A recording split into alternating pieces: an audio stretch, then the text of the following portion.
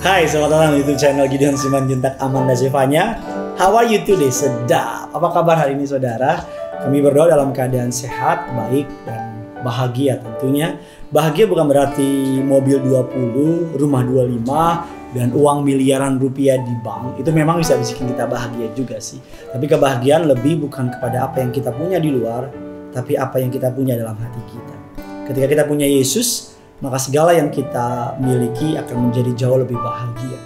Oleh karena itu mari sama-sama kita mau terus memiliki Yesus dengan merenungkan firman-Nya dan bersatu dengan menyembah Dia, menikmati segala kebaikan-Nya. Kalau sudah di rumah ada perjamuan kudus, kita bisa melakukan dengan perjamuan kudus dan terima pengurapan dengan minyaknya yang kudus. Mari sama-sama kita mau tundukkan kepala, kita bersatu dalam doa. Tuhan Yesus yang baik, betapa hati kami limpah dengan ucapan syukur. Kami mengucap syukur karena Tuhan setia membimbing langkah kami. Tidak pernah Tuhan meninggalkan kami. Oleh karena itu Tuhan, kami mau siapkan hati kami untuk diberkati oleh kebenaran firman Tuhan.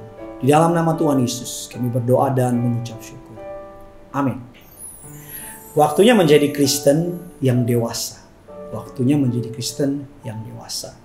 Dewasa bukan hanya bicara mengenai usia yang bertambah tua. Karena ada banyak orang usianya bertambah tua, tetapi kedewasaannya tidak bertumbuh. Saya banyak ketemu orang yang jauh lebih tua daripada saya, tapi sifatnya juga justru sangat anak-anak.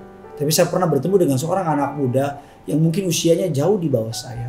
Tapi ternyata ketika berbicara, ngobrol, pola pikirnya dan sebagainya menunjukkan kedewasaan. Kedewasaan dalam berpikir, kedewasaan dalam bertindak, kedewasaan dalam mengambil keputusan, bahkan kedewasaan dalam memperlakukan orang lain. Lalu apa makna menjadi dewasa bagi orang percaya? Apa makna menjadi dewasa bagi orang percaya dan langkah-langkah apa saja yang perlu dilakukan untuk kita mencapainya? Saya teringat sebuah kisah, ada dua orang karyawan bekerja di sebuah perusahaan. Yang pertama telah bekerja kurang lebih 10 tahun. Dan yang kedua telah bekerja kurang lebih 2 tahun.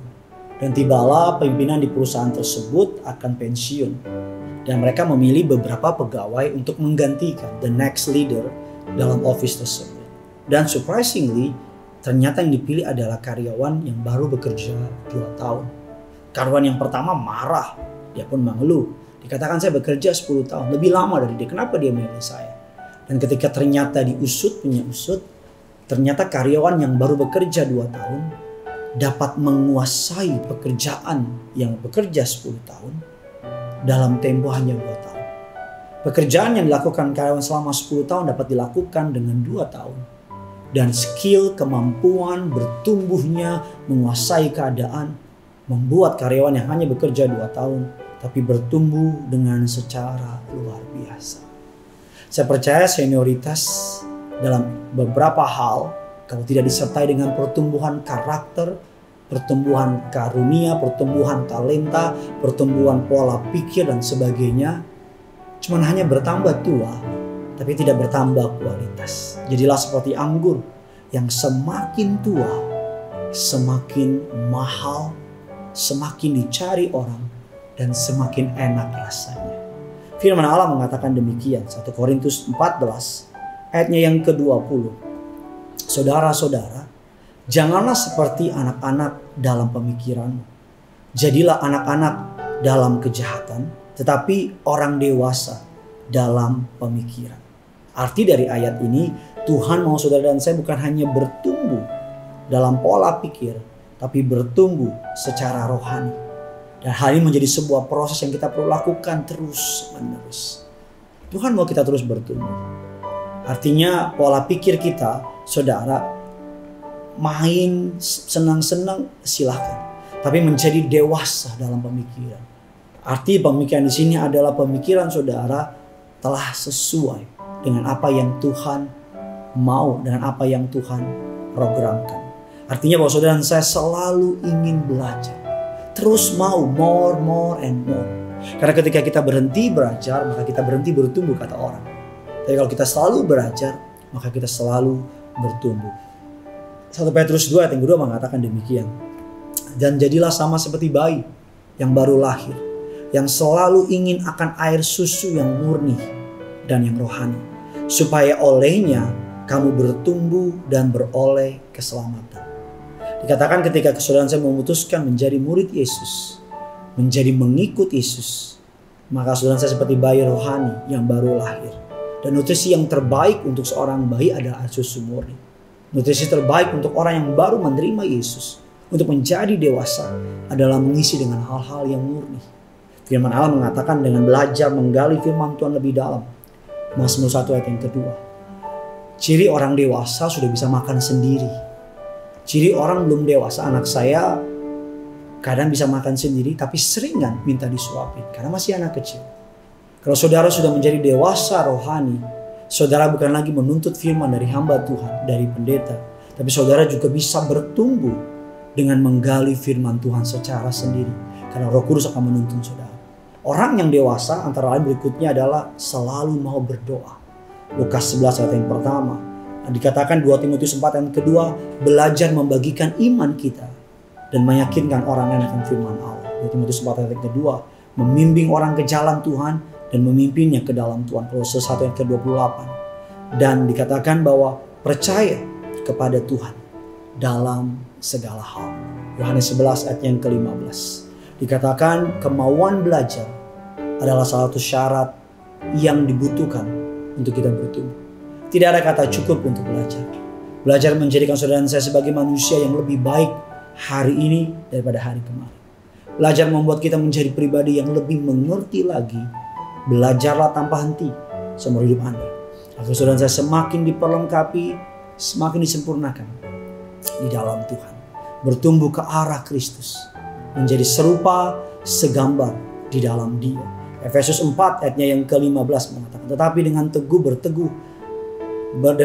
berpegang kepada kebenaran dalam kasih, kita bertumbuh di dalam segala arah ke arah Dia, Kristus yang adalah kepala. Bertumbuh dalam karakter, bertumbuh dalam kebiasaan yang baik, bertumbuh dalam kasih, bertumbuh dalam pola pikir, bertumbuh menjadi ciptaan yang baru. Bertumbuh dalam karakter. Tadinya saudara hanya ingin disenangkan, tapi sekarang saudara mau memfokuskan hati kita untuk menyenangkan hati Tuhan, untuk menyenangkan orang-orang di luar sana. Bertumbuh dalam kebiasaan yang baik. Tadinya saudara punya kebiasaan bangun pagi, HP, makan dan sebagainya. Sekarang bangun pagi menumbuhkan kebiasaan yang baru untuk mencari firman, tidak melewatkan ibadah minggu, tidak melewatkan jam doa, dan lebih menyukai perkara-perkara rohani. Bertumbuh dalam kasih. Kalau tadi saudara hanya memikirkan orang mengasihi saudara, tapi sekarang saudara memikirkan bagaimana saya dapat mengasihi orang lain tanpa mengharapkan balasan. Tidak pilih kasih, tidak melihat rupa, tanpa syarat, rela berkorban, dan mudah mengampuni. Dan dikatakan bertumbuh dalam pola pikir.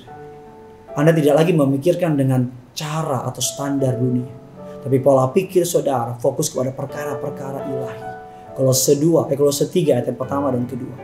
Tidak sibuk memikirkan hal-hal yang sepele, hal-hal yang sementara, tapi sibuk memikirkan perkara-perkara rohani. Bertumbuh menjadi ciptaan yang baru. Artinya apa? Yang lama sudah berlalu, sesungguhnya yang baru sudah datang. Menjadi pribadi yang jauh lebih baik. Ketika saudara saya mau bertumbuh dan mau belajar, maka saudara akan menjadi sebuah pribadi yang lebih baik. Hari ini puji Tuhan atas anugerah Tuhan, Tuhan menambahkan satu usia lagi ke dalam hidup saya. Dan kerinduan saya makin dewasa, bukan hanya bertambah dewasa secara umur, tapi bertambah dewasa dalam mengikuti Tuhan. Dan saya berdoa di hari di mana Tuhan melahirkan saya, agar saudara dan saya sama-sama kita bertumbuh di dalam Tuhan. Makin dewasa mengikut Yesus, makin setia mengiring Yesus, dan makin sungguh-sungguh bersama dengan Tuhan Yesus. Tulis kolom komentar di bawah bagaimana saudara ingin bertumbuh dalam Tuhan dan bagaimana firman ini memberkati saudara. Dan jangan lupa bagikan kabar baik ini kepada orang-orang di luar sana.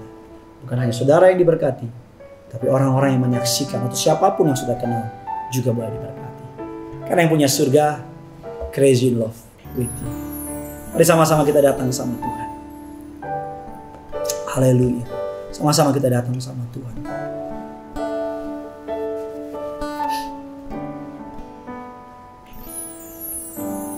Kasih yang sempurna telah ku terima darimu, bukan karena kebaikanku, hanya oleh kasih karuniamu. Kau pulihkan aku, layakkanku untuk dapat memanggilmu Bapa. Kau beri yang ku pinta, saat ku mencari, ku mendapatkan. Ku ketuk pintumu dan kau bukakan. Sebab kau Bapa, Bapa yang kekal, akan kau biarkan, takkan kau biarkan aku melangkah hanya sendirian. Kau selalu ada bagiku, sebab kau Bapakku, Bapa yang kekal. Kau beri yang kami pinta Tuhan. Haleluya. Kau beri yang ku pinta, saat ku mencari, ku mendapatkan. Ku ketuk pintumu dan kau bukakan. Sebab kau Bapakku, Bapa yang kekal, takkan kau biarkan, kau biarkan aku melangkah, yang sendirian. kau selalu ada bagiku, sebab kau Bapakku, Bapa yang kau selalu ada bagiku, sebab kau Bapakku, Bapa yang kekal. Kau selalu ada bagiku, sebab kau Bapakku,